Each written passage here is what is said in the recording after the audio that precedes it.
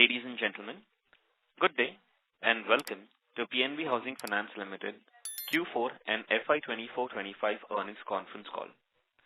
As a reminder, all participant lines will be in the listen-only mode, and there will be an opportunity for you to ask questions after the presentation concludes. Should you need assistance during this conference call, please signal an operator by pressing star then 0 on your touchtone phone. Please note that this conference is being recorded. I now hand the conference over to Ms. Deepika Gupta Padhi, National Head, Treasury and IR. Thank you, and over to you, ma'am. Thank you, Neerav. Good evening and welcome, everyone. We are here to discuss PNB Housing Finance Q4 and FY25 results. You must have seen our business and financial numbers in the presentation and the press release shared with the Indian stock exchanges and are also available on our website. With me, we have our management team led by Mr. Girish Kousgi, our Managing Director and CEO. We'll begin this call with the performance update by the management team, followed by an interactive Q&A session. Please note, this call may contain forward-looking statements which exemplify our judgments and future exceptions concerning the development of our business. These forward-looking statements involve risk and uncertainties that may cause actual developments and results to differ materially from our expectations. PNB Housing Finance undertakes no obligation to publicly revise any forward-looking statement to reflect future events or circumstances. A detailed disclaimer is on slide number 53 of the investor presentation. With that, I will now hand over the call to Mr. Girish Kousgi. Over to you. Hi. Good evening to all the investors and thanks for taking time out. It's my pleasure to address you today as we review the dynamic developments in India's housing finance sector and share an update on our performance during the quarter and the year. Housing finance industry has shown remarkable resilience and growth. While regional disparities remain, there lies a tremendous opportunity in expanding deeper into underserved regions. Further, government support has been a strong enabler with initiatives like PNB 2.0 injecting momentum into the affordable housing space. Housing finance companies have responded proactively, offering customized products and flexible solutions to meet the aspirations of a broader spectrum of customers. As per ICRA, the housing finance industry is expected to continue its growth momentum with 13 to 15% on-book growth expected for FY25-26. The profitability of the HFCs is projected to remain healthy, supported by low credit costs. Coming to PNB Housing, we had a stellar run in the current financial year and achieved significant milestones during the year. Let me talk about them and update on the performance of our guidance shared last year.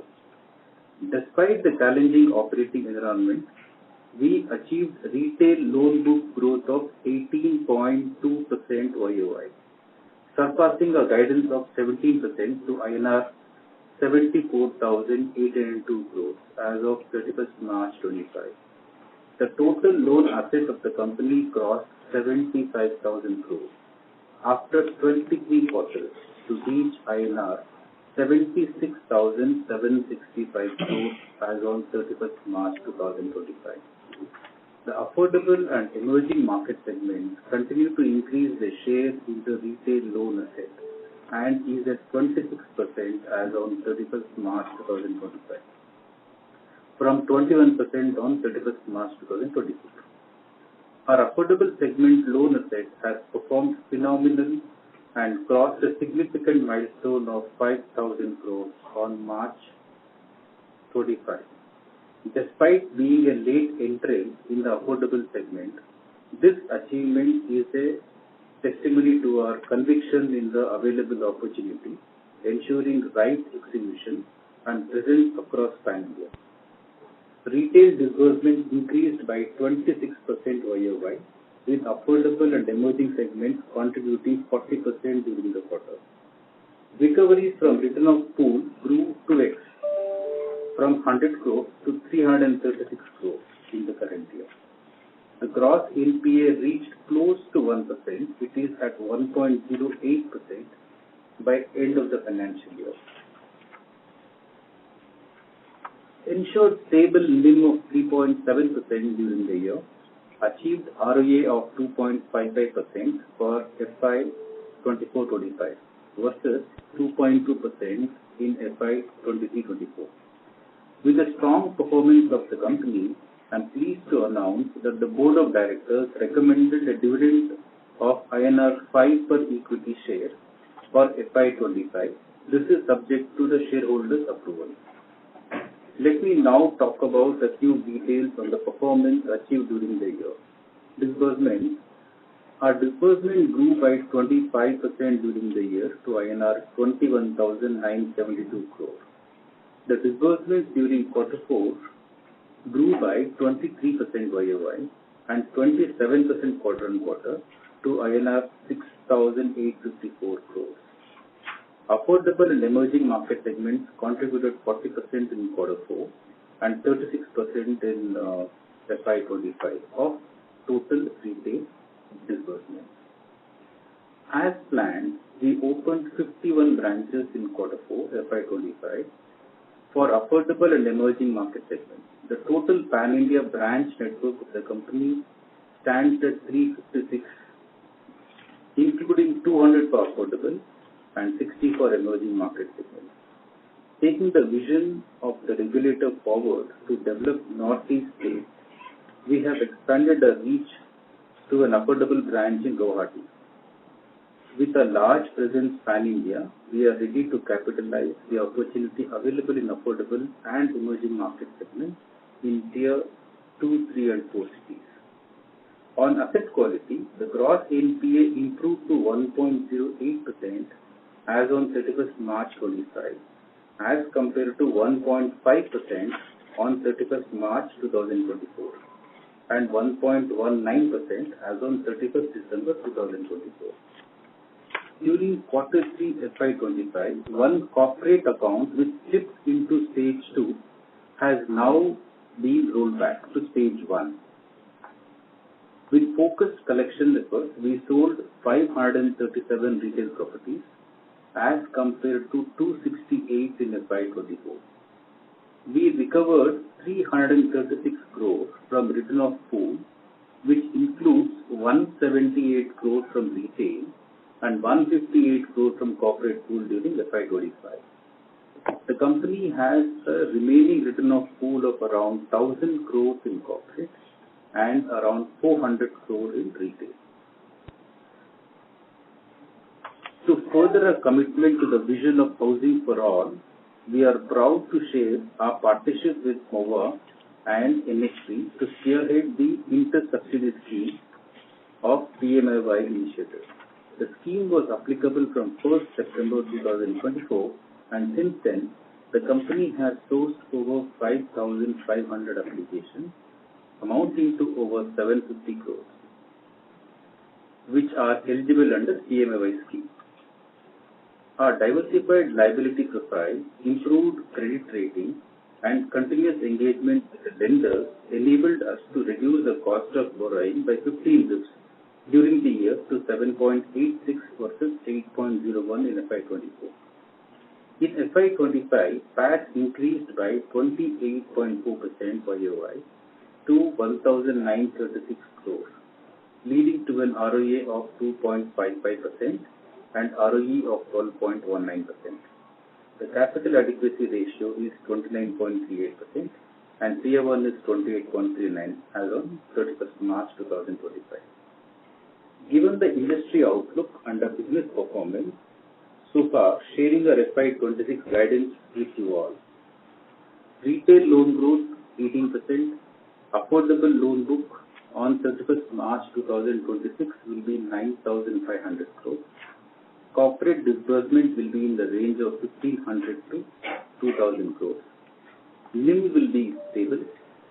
Credit cost remains benign due to recoveries from written-off pool. ROA would be in the range of 2.5 to 2.6%. As we progress, we will continue to focus on profitable growth while sustaining the asset quality. With this, I would like to hand over the call back to Deepika. Thank you, sir. I'll now request Vinay, our CFO, to talk about our financial performance. Good evening, everyone, and a very warm welcome to our earnings call. I am pleased to announce strong Q4 and FY25 financial numbers driven by robust company performance. I will now cover some of the financial parameters in more detail. With growth in retail loan book by 18%, our retail interest income has grown 17% year-on-year. Our total interest income grew 13% year-on-year to INR 1906 crores in Q4 FY25. Coming to borrowings, company continues to have diversified and cost-effective long-term financing sources, which resulted in a decline in cost of borrowings by 15 bps year-on-year to 7.86 in FY25. Cost of borrowing for Q4 was at 7.84%, 1 bp higher than Q3 FY25. This is on account of higher cost of deposits, and it's been almost at a similar lines that we have been in previous quarters.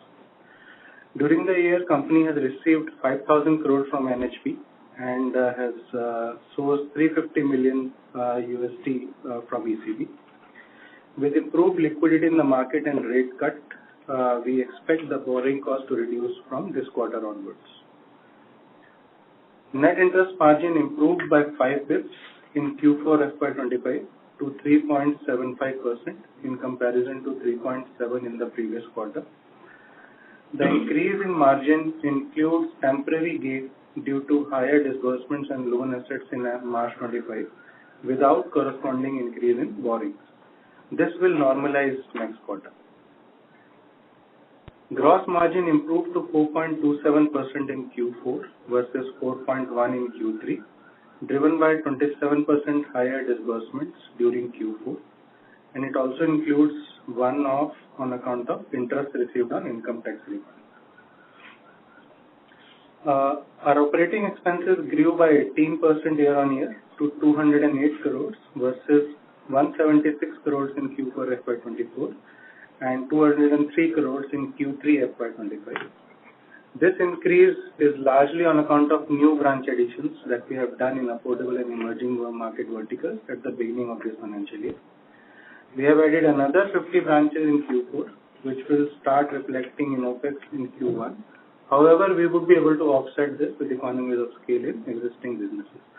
Our OPEX to ATA guidance remains in the range of 1 to 1.1%. Led by strong revenue growth, our pre-provision operating profit has grown 14% year-on-year to 646 crores at an overall level. Operating profit for retail has grown by 16% year-on-year.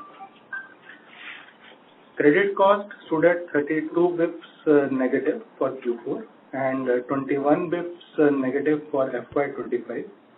Happy to share that we have recovered INR 336 crores from return of pool during FY25. Happy to share we have also reported a PAT of 550 crores in Q4, which is up 25% year-on-year and 14% quarter-on-quarter. For FY25, PAT grew by 28% to 1936 crores. ROA improved to 2.55% for FY25 versus 2.2 in FY24. ROE stands at 12.2 in FY25. Coming to capital, our total CRAR is at 29.38 with Tier 1 at 28.39. Debt to equity is stable at 3.7 times.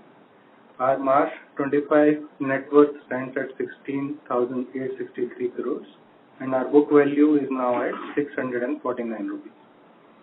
With this, I now hand over back to Deepika for taking this forward. Thank you, Vinay. I'll now request Dilip, our Chief Sales Officer for Prime and Emerging Business, to give segmental performance updates. Thank you, Deepika, and good evening, friends. Welcome to the call. Appreciate you taking the time out. I'm delighted to share with you that we had another very good quarter on the Prime and Emerging Markets businesses. To give you a color on disbursements, we disbursed about 5,500 plus crores across both these businesses, a growth of 17% year-on-year and a sequential growth of 25+% quarter-on-quarter. The NHL business, where we are trying to increase our growth rate, we managed to disburse 1,800 plus crores here in the quarter, YOY of 40+% over last year Q4. Let me now give you a color of both businesses. I'll start with emerging markets first. Disbursements in emerging markets grew at 33% YOY for the entire FY25. In fact, for Q4, they grew at 40% YOY. The share of emerging markets business, like Mr. Kausgi explained, along with Roshni, is going up at an enterprise level. This business now is being generated at a yield increment of 41 basis points over the prime business. Even within emerging markets, NHL is going up strongly. NHL as a share of overall disbursements in emerging markets stands at 42% for Q4 of FY25. Now, in the emerging markets business, we opened a few more new branches. Along with the new branches and a set of existing branches which are now being redesignated as emerging markets branches, the total distribution size in emerging markets goes up to 79 branches as compared to 50 branches at the beginning of FY25. This just goes to show that we are more and more focused on growing this segment, which is more margin accretive for the enterprise. Now coming to the prime markets, here also we had a very good quarter on all fronts. We managed to increase our disbursements by 13% year on year for all of FY25. The prime book grew by 11% to about 55,600 plus crores. Another key agenda here is to restrict runoffs. Runoff for entire FY25 stood at 17%. This is down by 80 plus bips YOY. Here also the NHL mix has grown against 26% in Q4 of FY24. The NHL mix in FY25 for Q4 was 30+%. We had opened 35 new branches across prime and emerging markets in this year. Happy to update that they contributed to 13% of overall disbursements in Q4 of FY25. Now, in line with our focus on profitable growth and margin accretive businesses, we have also set up a dedicated NHL team. This team will source exclusive NHL business, starting with 10 clusters in top cities.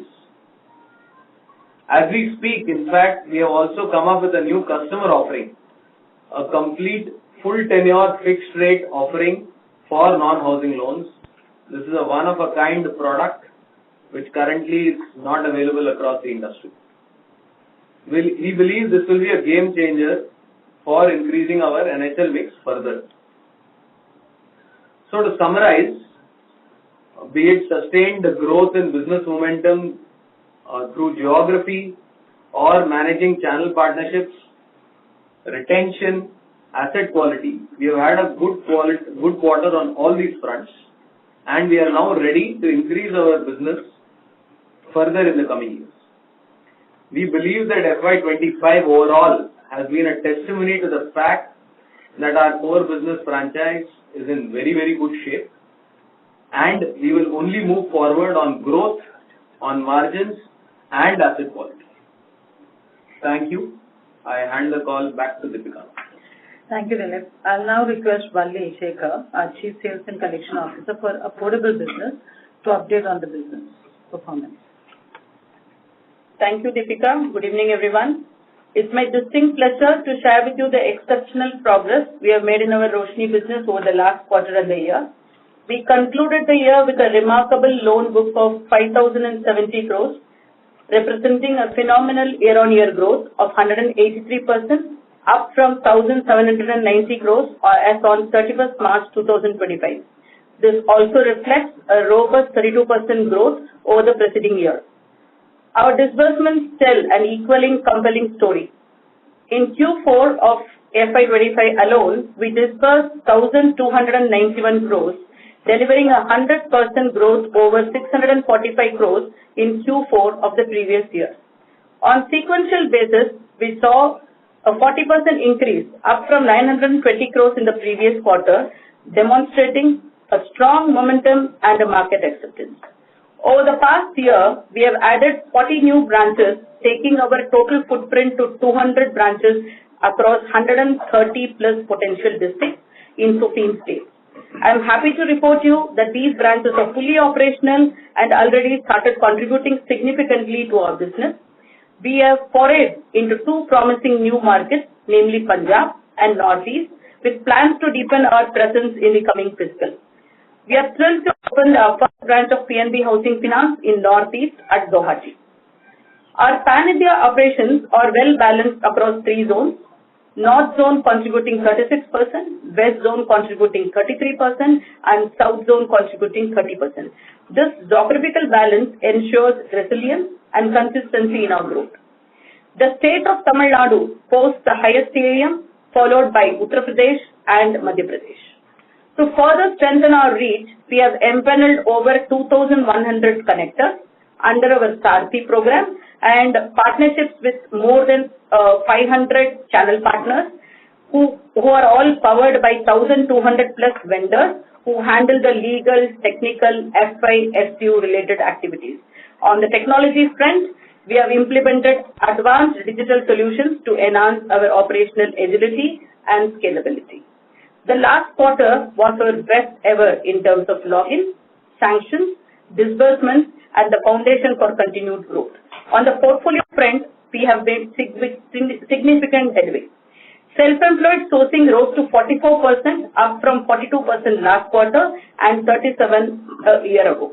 Informal income segment sourcing grew to 30%, up from 26% last year, forming a sizable part of our book now.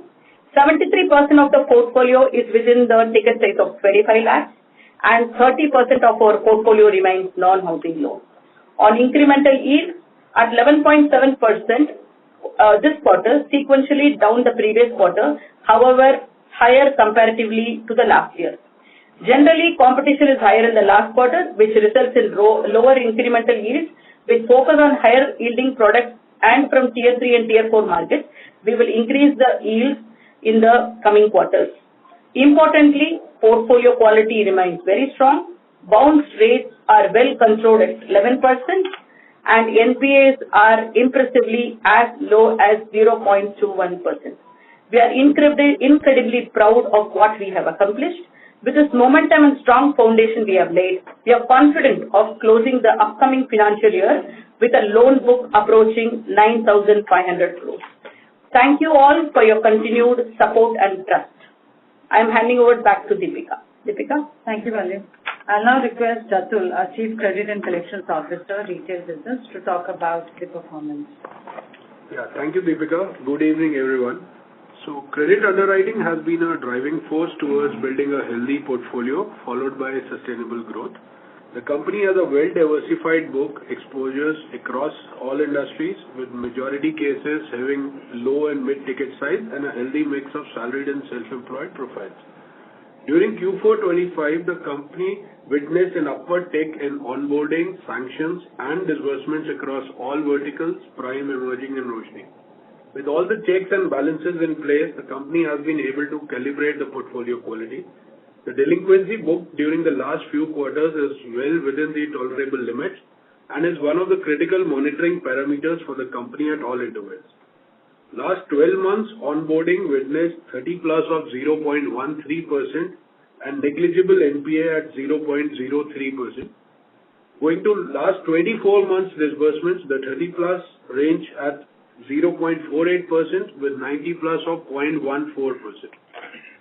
Now, taking over more on retail collections, the company continued its pattern of sequential reduction in gross NPA quarter on quarter, reaching nearer to 1% by end of FY25. Similar positive results were also replicated across other buckets through a focused approach on granular field collection performance plans, focus on rollbacks and normalization of cases in early buckets, efficient leverage of legal machinery to reduce NPAs by higher number of possessions through SARFAESI and other legal actions available on parallel basis. Now taking over to the dual success stories of right-of recovery and distressed property disposal, it gained further impetus in Q4 FY25, recording newer heights. Recovery from written-off pool in retail was 49 crores for the quarter, taking the annual recovery to 178 crores as compared to 68 crores last year same time. Disposal of repossessed properties also witnessed staggering performance with 174 properties sold through auction in Q4, taking annual disposal to 537 as against 268 properties of last year same time, so doubling the numbers. So taking the Q forward as we step into the new financial year, the plan for retail collections is to capitalize and build on successes of the last financial year, further uplift performance through rigorous reviews of the portfolio, tighter control of flows, and faster resolutions. Thank you, and now I'll like to hand over back to Deepika. Thank you, Jatul. I'll now request Anubhav, our Chief Information Officer, to talk about our initiatives and programs. Thank you, Deepika. A very good evening to all. PNB Housing Finance continues to move forward and strengthen its technology landscape and foundation to drive business and modern tech capabilities. Our long-term technology vision is to be recognized in a large tech-led digital player in the housing finance ecosystem, partnering with various fintechs, banks, aggregators through scalable digital platforms and technology services which are integrated end-to-end. Our technology transformation agenda that was initiated in Q4 2024 is in the final stages of completion now. In the Q4 of FY25, we have launched the new deposit core platform for sourcing, servicing, renewing, and managing of our term deposits for customers. This system replaces our legacy core deposit system and delivers improved performance, API integration capabilities, and additional workflow controls.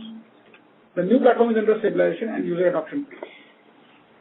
In Q4 FY25, we have also successfully set up a full-scale disaster recovery setup on cloud, and the same was tested successfully.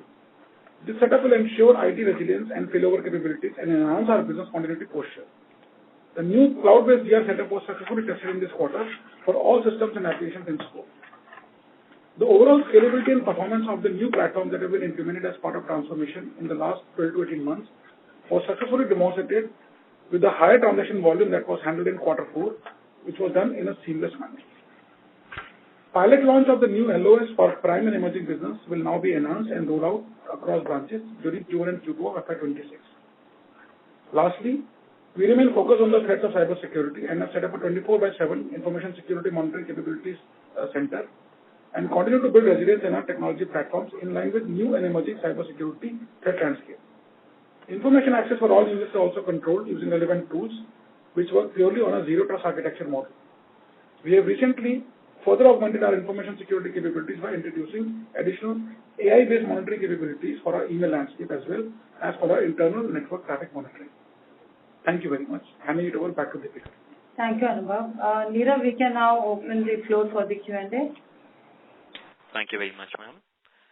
Ladies and gentlemen, we'll now begin with the question and answer session. Anyone who wishes to ask a question may press star and one on their touchtone telephone. If you wish to remove yourself from the question queue, you may press star and two. Participants are requested to use handsets while asking a question.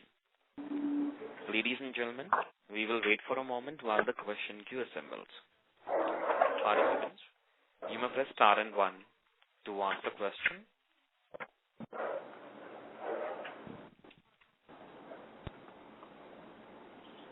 The first question is from the line of Renish from ICICI. Please go ahead.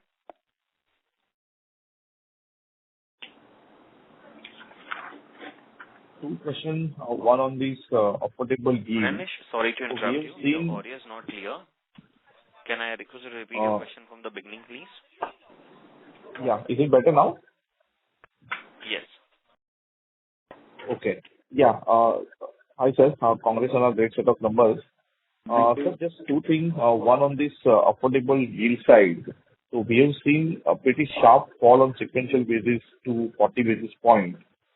Is this due to some seasonality or sort of how one should read this drop in yield on a sequential basis? Is to increase it and we will increase it. So in Q4, we had focused more on volume and also with this PMI ISS coming into picture. So because of these two reasons, it is slightly lower.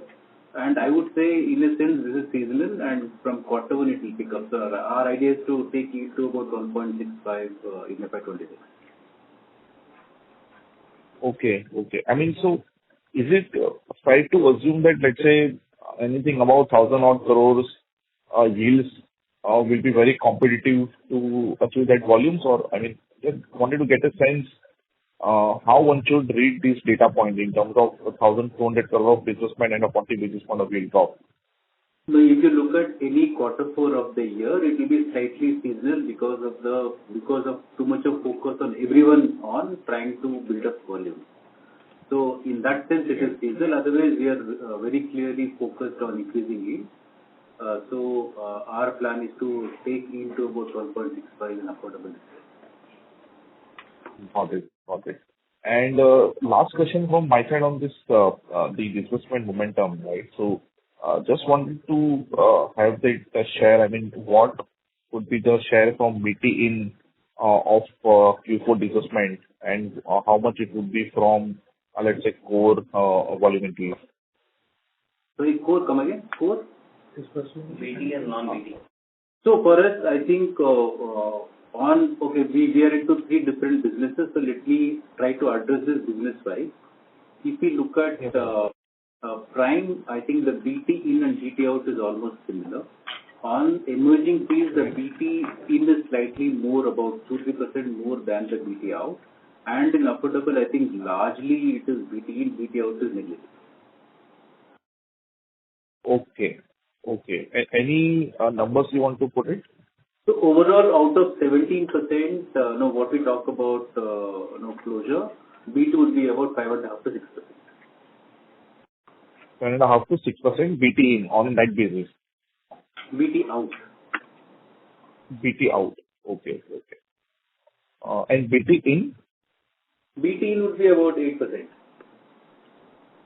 Oh, at overall basis, right? Yeah, overall. Okay. That's it for my side. Thank you. Thank you. Next question is from the line of Viral. Please go ahead.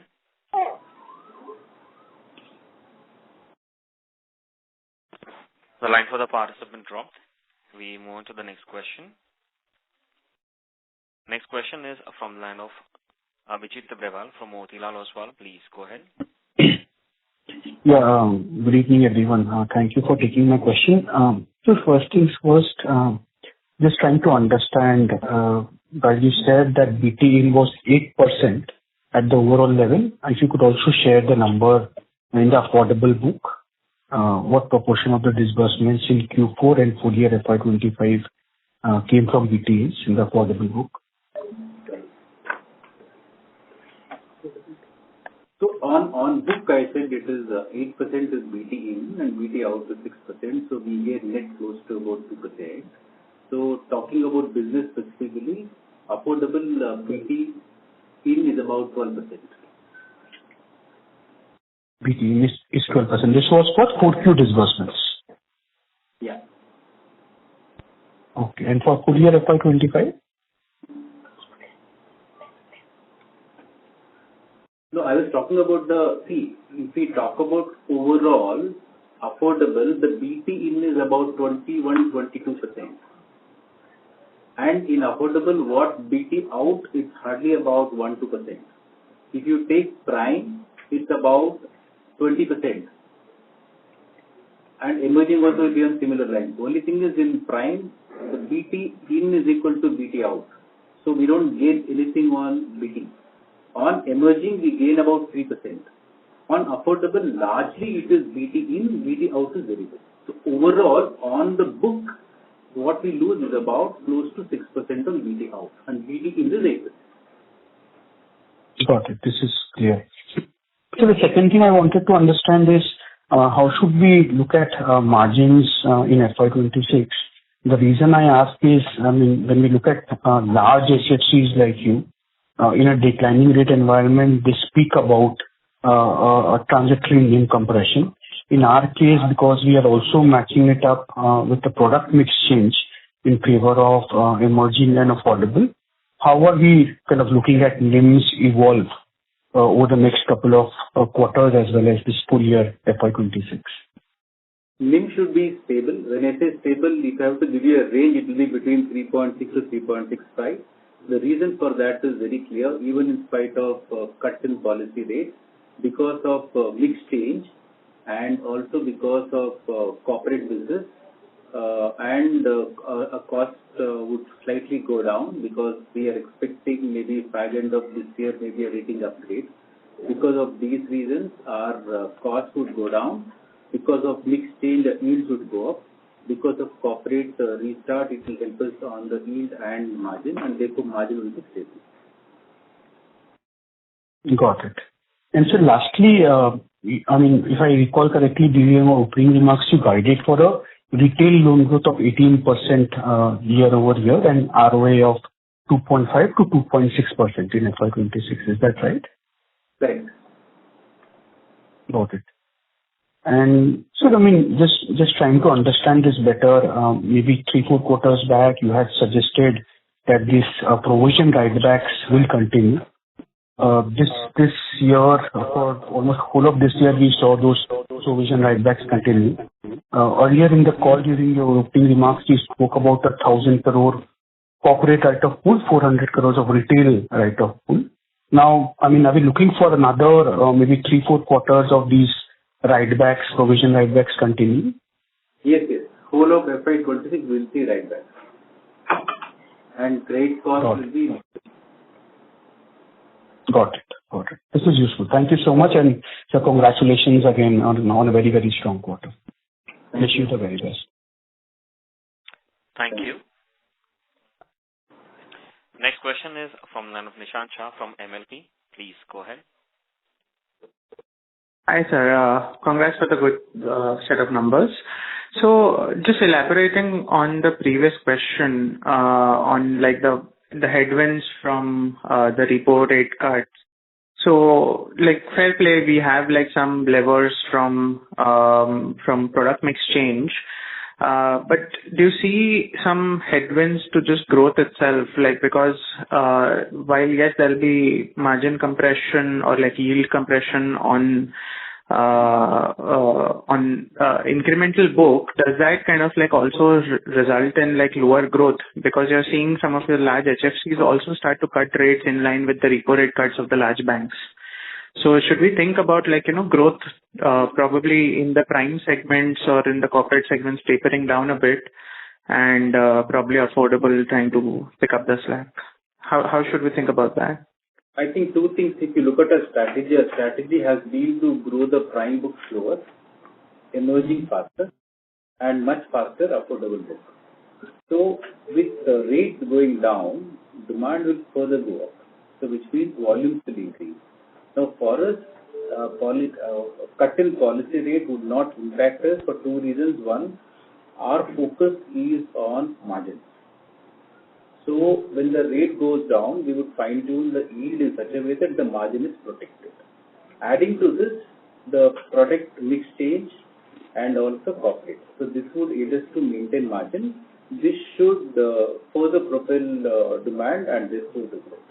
But our focus is very clear. Our focus is on all the three, but prime will grow at a slower pace, affordable and emerging at a faster pace. Okay, fair enough.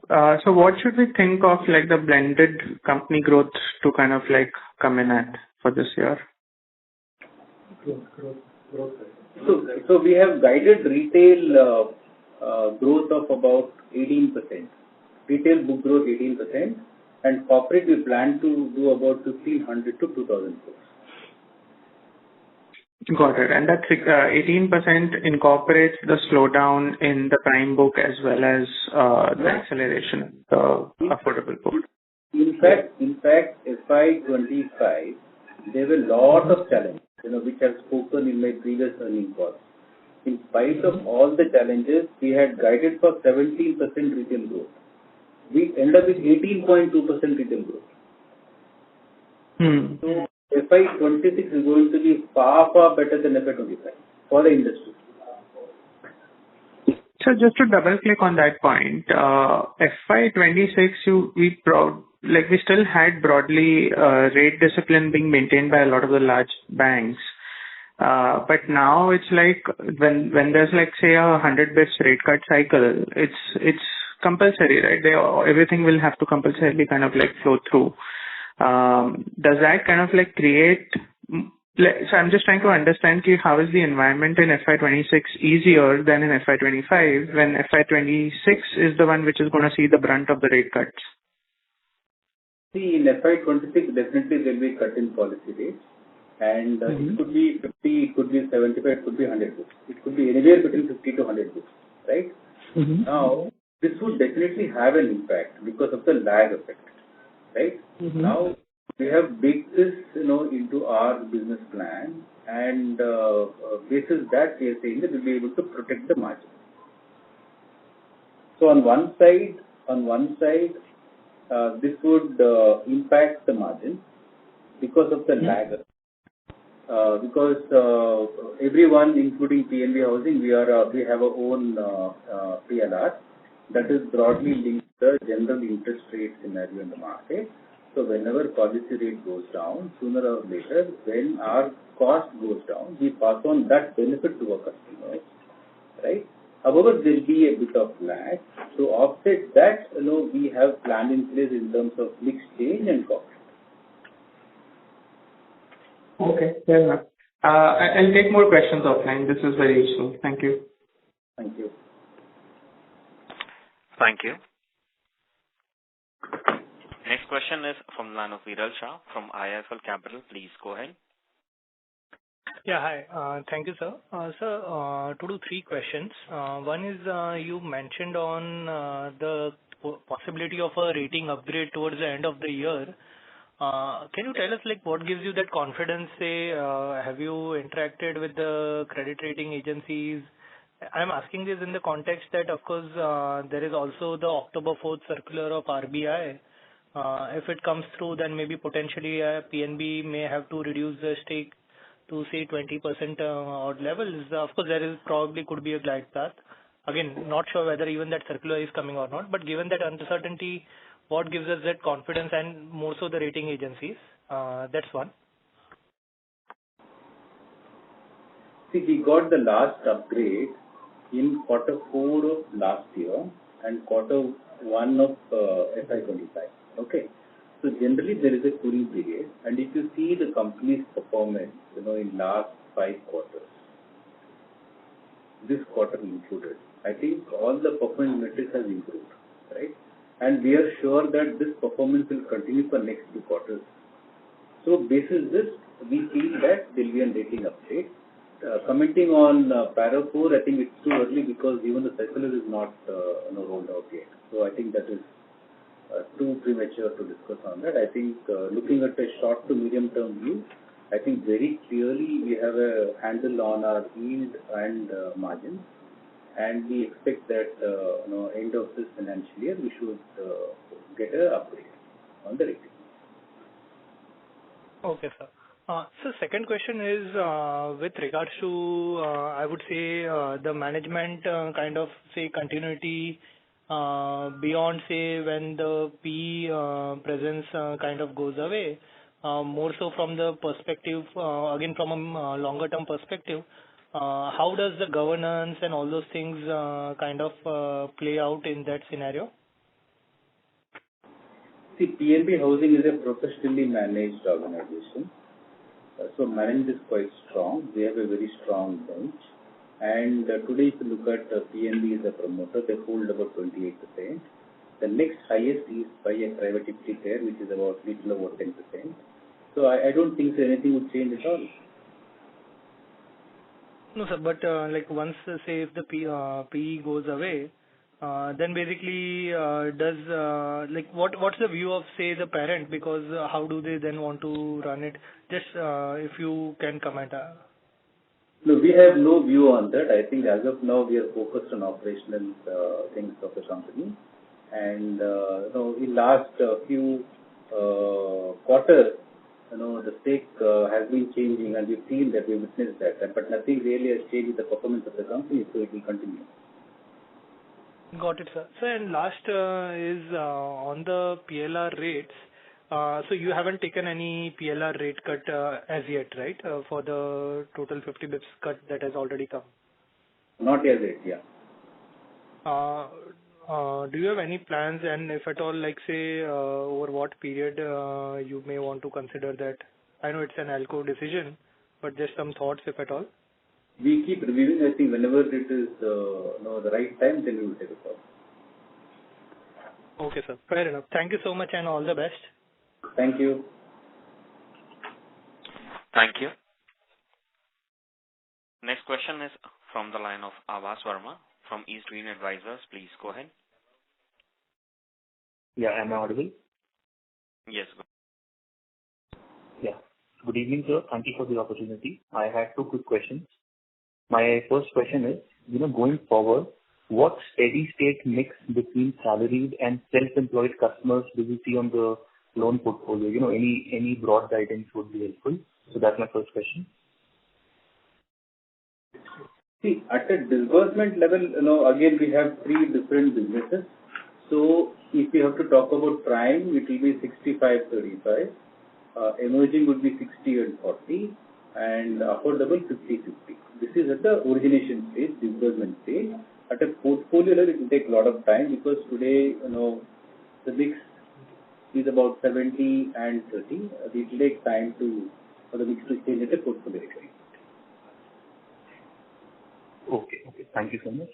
And my second question is, for the corporate loan book that we build from here on, what will be the average ticket size and the yields on that, if you could help on that? Average ticket size should be in the range of 175 to 200 crores. So we started off the last financial year with a small sanction. We will continue, and this year we plan to disburse about 1,500 to 200 or 2,000 crores. Okay, and about the yields, is it what sort of yields are you expecting on the? About 12%. Sorry? Yield should be about 12%. 12%? Yeah. Okay, thank you so much. That's it from my side. Thank you. Next question is from the line of Siraj Khan from Accident Capital Partners. Please go ahead.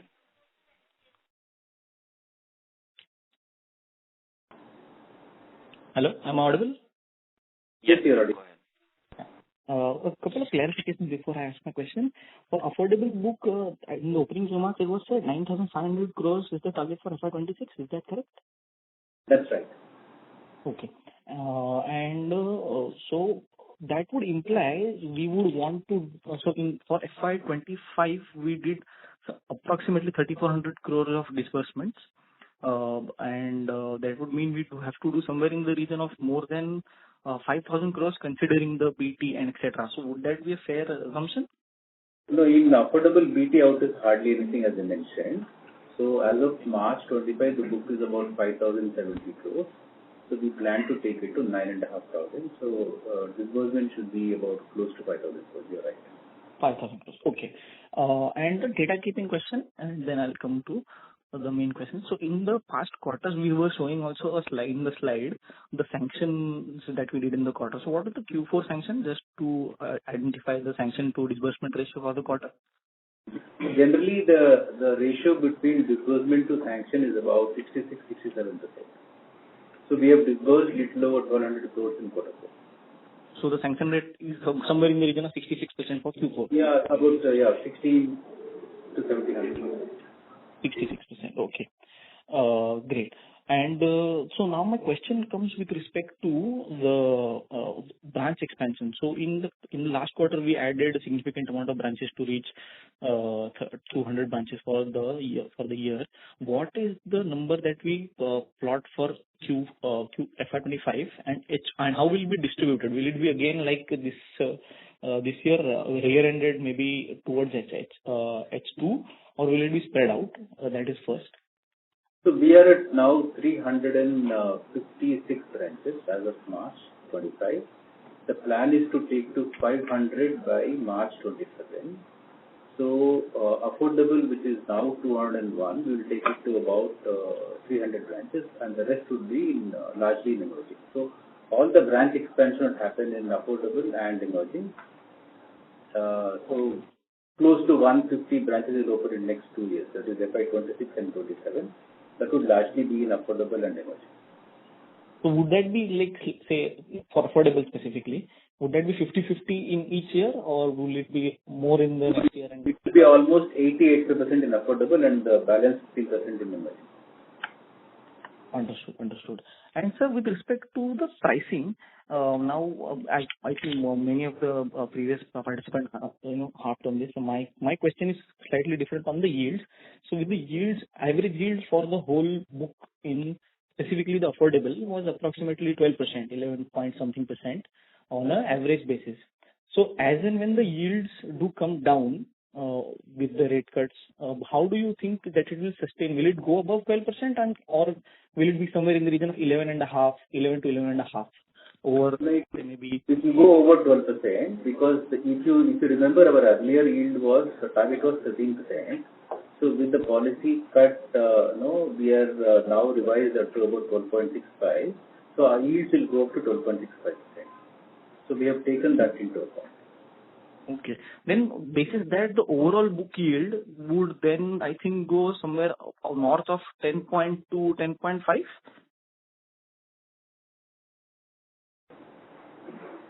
The incremental yield I'm talking about. Yeah, because emerging the yield what we're targeting is 10.25. Let me talk about FY26 because we really do not know to what extent there will be a swing in policy rates, right? And therefore, let's talk about FY26. FY26, the target for affordable is to take the yield to 12.65. Emerging is 10.25 and prime will be about 9.5 to 9.6. So if you take disbursement blended yield, it should be in excess of about 10.2 to 10.3%. Understood. Thank you. I'll get on back in the queue for more questions. Sure. Thank you. Next question is from the line of Abhishek Jain from AlphaGrid Advisors. Please go ahead. Thanks for opportunity and congrats for a strong set of numbers. Sir, my first question on the change in the business mix in this quarter. In this year, we have done around 26% from emerging and affordable housing. So how do you see the change in the business mix in FY26 and 27? And how much improvement is possible in the ROA and ROE front? So, on a long-term basis, we have guided that this mix should touch by 40% by FY27. Right now, we are at 26. Next year should be around 32 to 34%, and then it will reach to 40%. And at that point, what would be the ROE? In this quarter, we have seen a very good improvement on the ROE. What is your medium-term target for ROE? See, right now, ROE or ROA has upside on account of recoveries from written off pool, which is to the extent of around 40 basis points. So excluding that, we are at maybe 2.2 to 2.25. So by FY27, on a steady state, we want to reach to around 2.5 to 2.6 without the support of recovery. Okay. And my last question on the outlook for the affordable housing industry. What are the key levers of the growth in FY26 and how do you see competition over there? See, for affordable especially, now there is a lot of focus from government as well. PNB 2.0 inter-subsidy scheme, there is a lot of demand for that inter-subsidy scheme. And even otherwise from EWS and LIC and part of MIT, there is a lot of demand. So affordable industry should do well. The growth should be much higher compared to emerging and prime. And since our focus is more on affordable, that's the reason we are planning to take a book from the flow of 5,000 crores to about 9,500 crores, which is almost about 80 to 90% growth in book. In the next 2 years? No, by March 26, affordable book to 9,500 crores. By March 27, our affordable book will be 15,000 crores. So March 27, I reiterate, our retail loan book is going to be 1 lakh crore. Out of 1 lakh crore, affordable will be 15,000 crores. Emerging will be 25,000 crores, and the balance 60,000 crores will be prime book. Okay, sir. Thanks, sir. That's all from my side. Thank you. Thank you. A request to all the participants, kindly restrict to 2 questions per participant and join the queue again for a follow-up question. Next question is from the line of Aditi Naval from RSPN Ventures. Please go ahead. Yeah, hi sir. Thanks for taking my question. I just have one question in the affordable segment. So the bounce rates sequentially over the last few quarters have been inching up. So what is the bounce rate that we are comfortable with in this particular segment? So I think if you look if you look at the industry, bounce rate is in the range of 15 to 16%. We are at about 11%, 10.5 to 11%. So I think this portfolio, we are very comfortable as long as it is under 15%.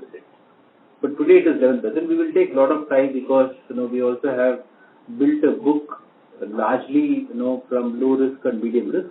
So as we increase our business change segments, we will be in line with the market. Today we are much below market in terms of bounce rate. I think you will take another 18 months. I think we will get close to that, but we'll be very comfortable as long as it is below 15. Understood. Thank you so much. Thank you.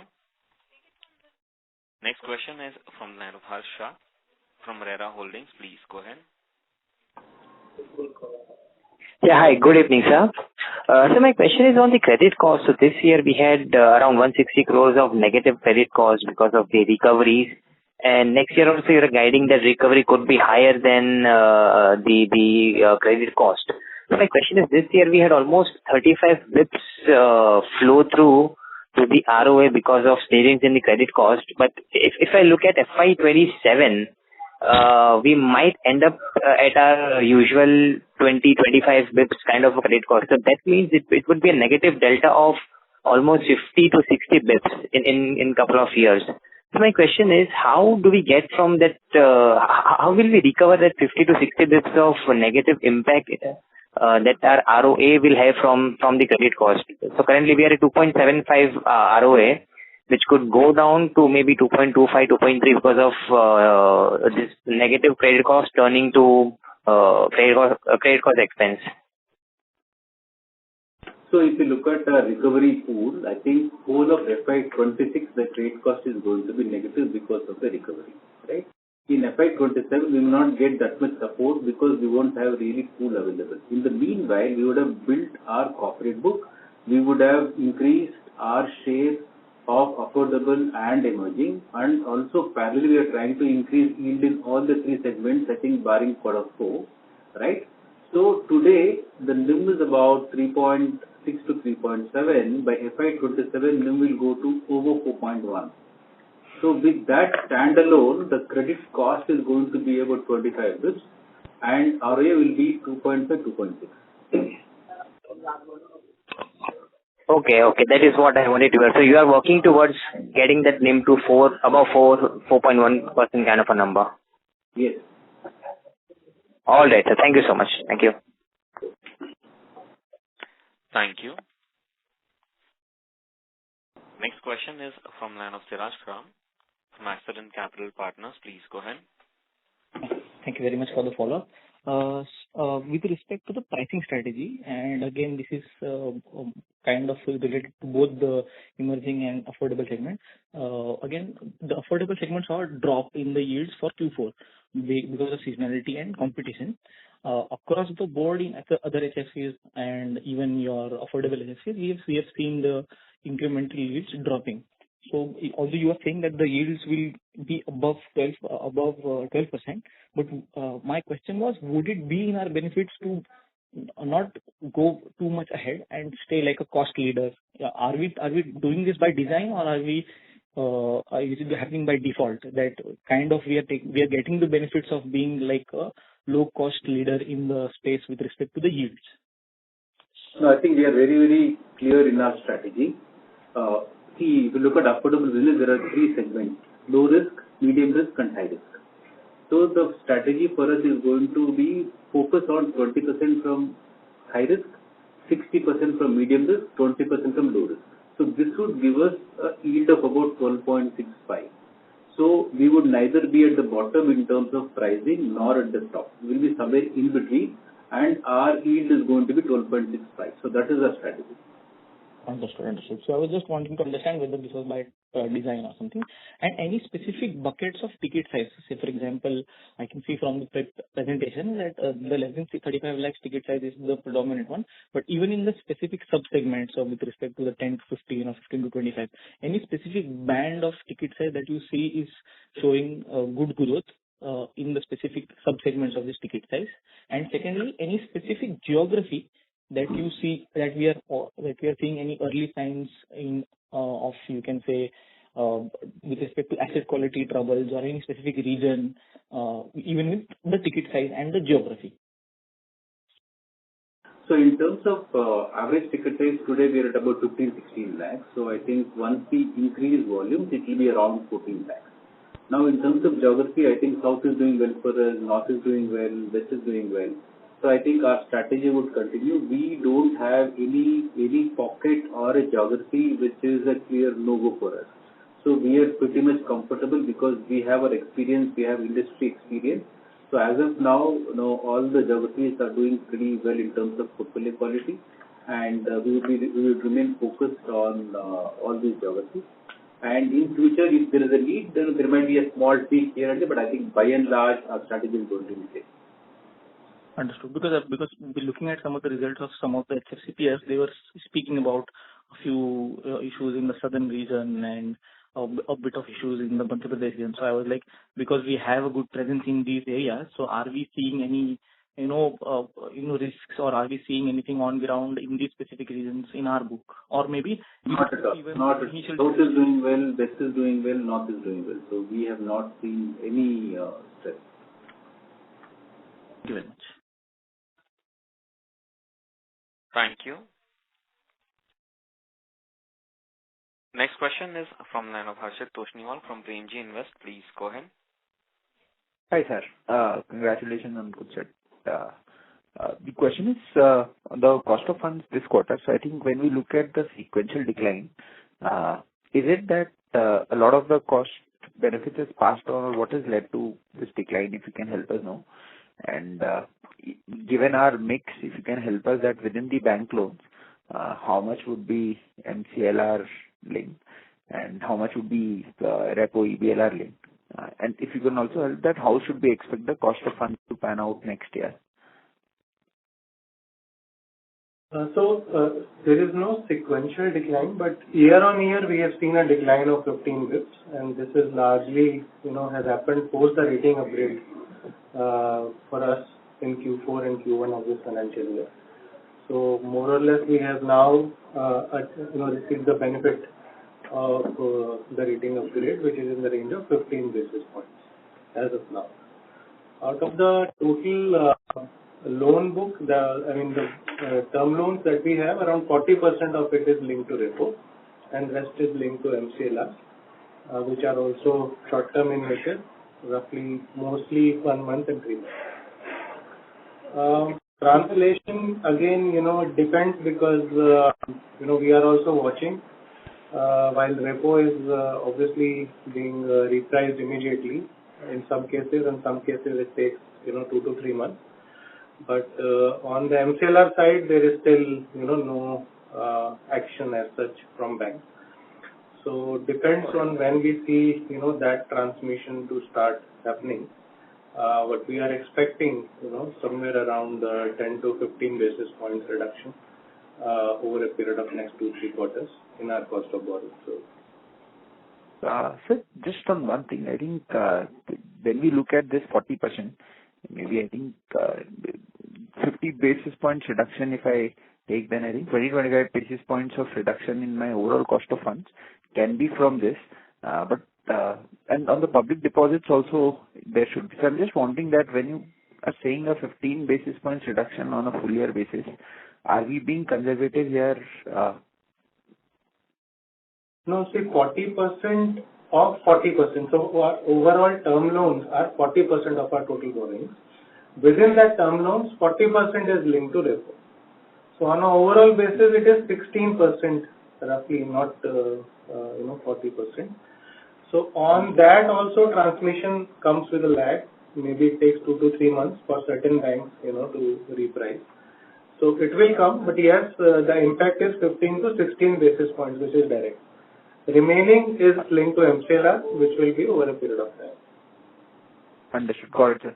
Sir, in that context, when we look at our margins this year to next year, and given the fact that in the prime also we have not yet taken PLR cut anything right now, but there will be an increased competition, and obviously will, as you said, corporate loan also, etc., will, and mix shift will help. But still, maintaining the margins, do you think that it would be the best case scenario? Because for a 15 basis points decline only, and still for our prime and emerging, the rate cut and the competition cycle will play out in the next 2-3 quarters. Just wanted to get your sense on that piece itself, that when will the offset elements will be so effective that the corporate mix and the mix change is going to offset the entire impact? No, we have multiple levers to increase our yield vis-a-vis compared to the impact because of policy cut, and thereby impact on cost of funds and therefore transmission to the customer. Right? So there, as I mentioned to you, whatever is the benefit we get because of policy rate cut, that we will pass on. To that extent, we'll pass on to our customers. At the same time, we are working on multiple things. See, from this year, we have started LAP vertical. So that will be at a higher yield. Number one. Number two, all the 3 segments, prime, emerging and affordable, we are increasing yield. Number 3, we'll start corporate. So these 3 things will ensure that our yield will go up, and there will be some impact because of the policy rate cut. I think that can easily be offset with these initiatives. Got it. Okay. And sir, on our credit cost, if I exclude the write-off, then it's a 46 basis points this quarter, if I'm not wrong, 45 basis points. If you can help us that X of the recoveries, how should we look at the credit cost given the book will season over time, specifically the affordable one? Our credit cost will be about 25. Okay. 6 one-offs. Yeah. Got it. Sure. Thank you, sir. Thank you. Next question is from the line of Ravi Naredi from Naredi Investments. Please go ahead. Thank you very much to give me the opportunity to ask the question. Girish ji, you and your team are doing a very good job in a housing finance company, and we salute you to doing such fantastic work for PNB Housing. Thank you, sir. At this stage, can you tell on 25 number page of investor presentation, you sold 537 properties. So out of selling of this property, how much we lose or how much we gain? Can you tell the figure? When we actually sell property on the retail side, we hardly lose anything, sir. We don't lose at all. At times, it will be no loss, no profit on principal. So, if we talk about corporate, there could be a haircut of about 20, 30, 35%. But when it comes to retail, literally there is no haircut. So, whatever properties we have sold through SARFAESI action, legal initiation, so the loss is hardly anything. At an enterprise level, there is no loss. At an account level, you might have loss in few accounts, but you will also get more in other accounts, and therefore it just gets netted off. So there is no loss on the retail side. Okay. And you had given very fantastic projection, 1 lakh crore AUM by next 2 years. It is really fantastic, and we hope you will attain this AUM figures. Thank you very much, and thank you very much to give me the opportunity to ask the question. Okay. Thank you, sir. Thank you very much. Ladies and gentlemen, we will take that as the last question. I'll now hand the conference over to Ms. Deepika Gupta Padhi for closing comments. Thank you everyone for joining us on the call. If you have any questions unanswered, please feel free to get in touch with the Investor Relations team. The transcript of this call will be uploaded on our website. Thank you. Thank you very much. On behalf of PNB Housing Finance Limited, that concludes this conference. Thank you for joining us, and you may now disconnect your lines.